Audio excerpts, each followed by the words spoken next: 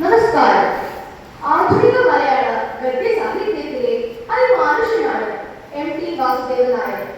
അദ്ദേഹത്തിന്റെ അനേകം കൃതികൾ പല ഭാഷകളിലേക്കും വിവർത്തനം ചെയ്യപ്പെട്ടിട്ടുണ്ട്.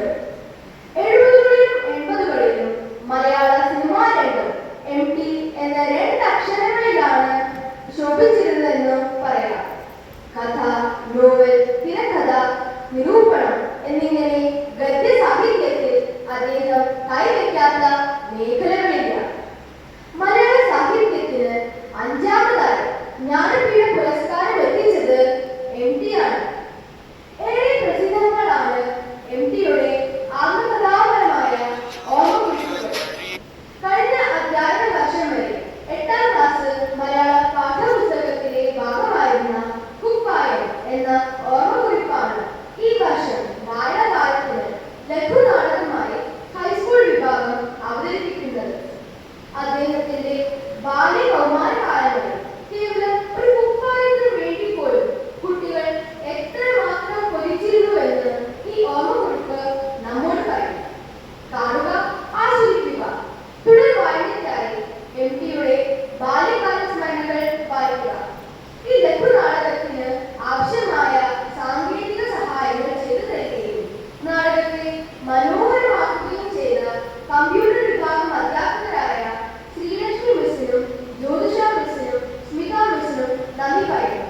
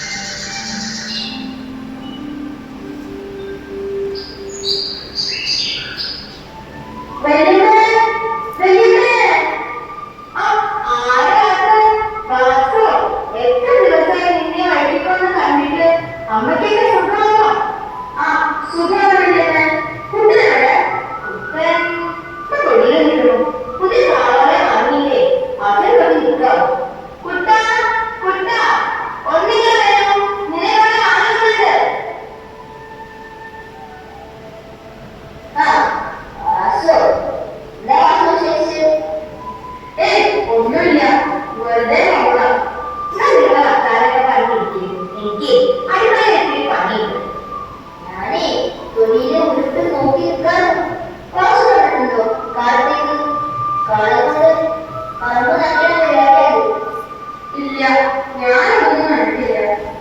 ആ അതിപ്പോ ആണെങ്കിലേ കുറെ കാശാ. ഓ, എന്തെങ്കിലും പത്രാസ് വലിയ കാശുകാര് വീട്ടിൽ കുപ്പായം പോലും എത്ര നല്ലതാ. അപ്പൊ പെട്ടിയിരിക്കുന്നത് എത്ര ഗംഭീരം. അല്ല ക്ലാസ് വന്നാലോ പ്രത്യേകിച്ചൊന്നുമില്ല. നിങ്ങളൊക്കെ അമ്മയും കൂടി കല്യാണത്തിന് പോകുന്നത്? ഓ ആസുവിന്റെ അച്ഛന്റെ വീട്ടിൽ കല്യാണല്ലേ ചിലപ്പോ വാങ്ങിക്കായിട്ട് പോകുമല്ലോ. കുട്ടാ, ഉണ്ണാനായി. ക്ലാസ്സുകാരുടെ മുന്നിട്ട് പോയിരിക്കുക. നീ എങ്ങനെയല്ലേ അത് എപ്പോഴാണോ? ഇല്ല, ഞാൻ പോകണം. അമ്മയോട് പറയാനേ വന്നതേ. എന്നാ ശരി ഞാൻ വരാം. നല്ല വിഷമുണ്ട്. ഇനിയിപ്പോ എന്താ ചെയ്യാ? ആ, എനിക്ക് പാകത്തിനുള്ള കുപ്പായൊന്നും കിട്ടിയില്ലാന്ന് അമ്മയോട് ഒരു കഥ പറയാം. ഇവരെ പത്രാസ് കാണുന്നതിന് പേരാണ്.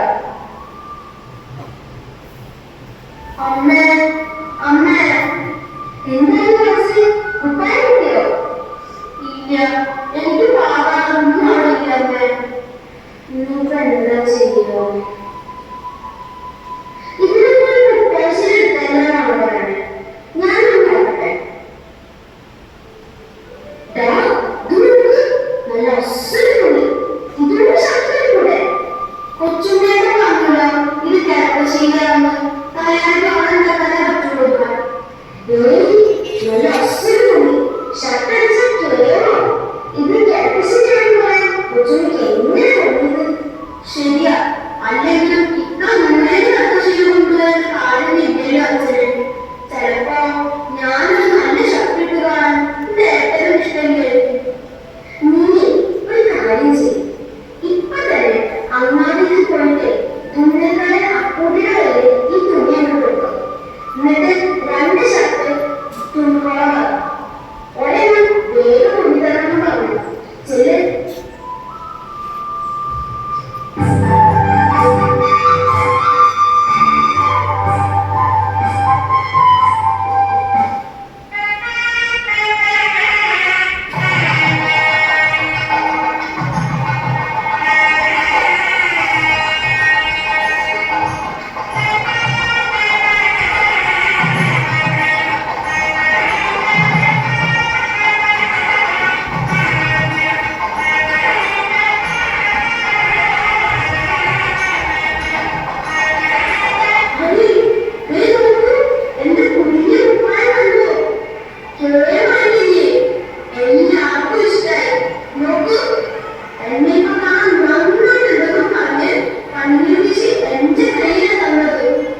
ബാക്കി അമ്മയൊക്കെ എന്നെ അസൂയാണ്